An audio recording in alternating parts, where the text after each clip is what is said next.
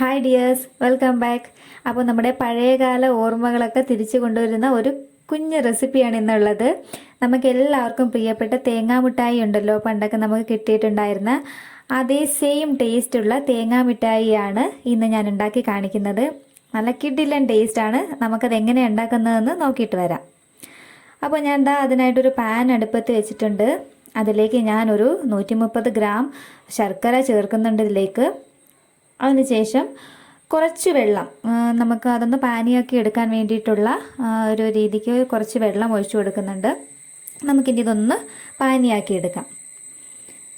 അപ്പോൾ ഇതൊന്ന് പാനിയായി വരട്ടെ. നമുക്ക് ഒക്കെ പ്രിയപ്പെട്ട കുട്ടികൾക്ക് എല്ലാവർക്കും ഇപ്പോൾ അവർക്കൊന്നും രുചിക്കാൻ പോലും കിട്ടാത്ത ഒരു മിഠായിയാണിത്. അവർക്കൊന്നും പരിചയം ഉണ്ടായിരിക്കത്തില്ല. അപ്പോൾ ഇതൊന്ന് ട്രൈ ചെയ്ത് കാണിച്ചു കൊടുക്കുക. ഓക്കെ, അപ്പോൾ ഇതൊന്ന് പാനിയായി വരുന്നുണ്ട്.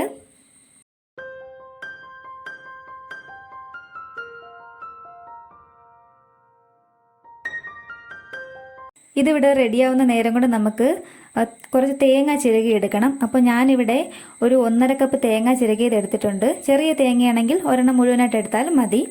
അപ്പോൾ ഇനി ഇതൊന്ന് അരച്ചെടുക്കണം. അപ്പോൾ ഇത് അരച്ചെടുത്തിട്ടുണ്ട്. നമ്മൾ തേങ്ങാപ്പാലൊക്കെ എടുക്കാൻ വേണ്ടി തേങ്ങ അരക്കില്ല, ആ ഒരു പരുവത്തിന് അരച്ചെടുത്താൽ മതി. അപ്പോൾ അത് ഞാനവിടെ മാറ്റി വെച്ചിട്ടുണ്ട് അരച്ചെടുത്ത്. നമുക്കിനി ഈ ഒരു ശർക്കര പാനി ഒന്ന് റെഡിയായി വരുന്നുണ്ട്. അപ്പോൾ എല്ലാം ശർക്കര കഷ്ണങ്ങളായി കിടക്കുന്ന എല്ലാം ഒന്ന് മെൽറ്റായി വന്നതിന് ശേഷം നമുക്കൊന്ന് അരിച്ചെടുക്കണം. അപ്പോൾ ഇത് ഓക്കെ വന്നിട്ടുണ്ട്. നമുക്കിതൊന്ന് അരിച്ചെടുത്ത് പൊടിയൊക്കെ ഉണ്ടെങ്കിൽ മാറ്റാം. ഓക്കെ, ഇതാ ഞാൻ ശർക്കര അരിച്ചെടുത്ത് വെച്ചിട്ടുണ്ട്. അത് നമുക്ക് ഇതിലേക്ക് തന്നെ സെയിം പാനിലേക്ക് തന്നെ നമുക്ക് ഒഴിച്ച് നന്നായിട്ടൊന്ന് ഇളക്കി കൊടുക്കണം. നന്നായിട്ടൊന്ന് കുറുകി വരുന്നത് വരെ ഒന്ന് ഇളക്കി കൊടുക്കാം.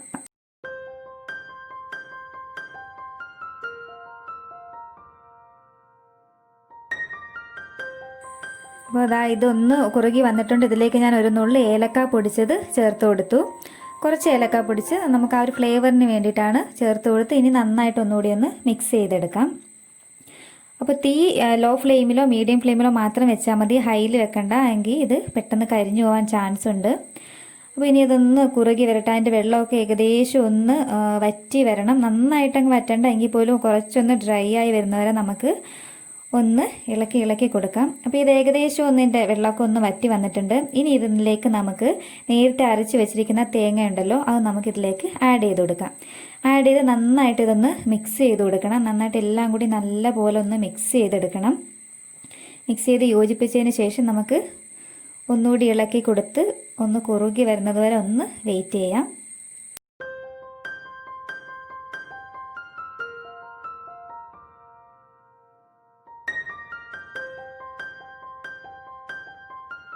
അപ്പോൾ ഇത് ഏകദേശം ഒന്ന് കുറുകി വന്നിട്ടുണ്ട്. ഈ ഒരു പരുവത്തിൽ പോരാ, നമുക്ക് കുറച്ചും കൂടി ഇതിൻ്റെ ഒരു വെള്ളം ഒന്ന് വറ്റി വരണം. അതുവരെ നമ്മൾ ലോയിലിട്ട് ഒന്ന് നന്നായിട്ടൊന്ന് ഇളക്കി കൊടുക്കുക. നമ്മൾ ഹൈയിൽ വെക്കാൻ പാടില്ല, പെട്ടെന്ന് ശർക്കര കരിഞ്ഞു പോവും.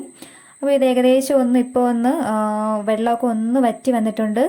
തീരെ അങ്ങ് വെള്ളം ഇല്ലാതെ ഇല്ല എങ്കിൽ കുറച്ച് വെള്ളമുണ്ട്. ആ ഒരു പരുവത്തിലാവുന്ന സമയത്ത് നമ്മളിതിലേക്ക് കുറച്ച് അരിപ്പൊടി ചേർത്ത് കൊടുക്കണം. ഞാനിവിടെ ഒരു 1/4 കപ്പ് അരിപ്പൊടിയാണ് ചേർത്ത് കൊടുക്കുന്നത്.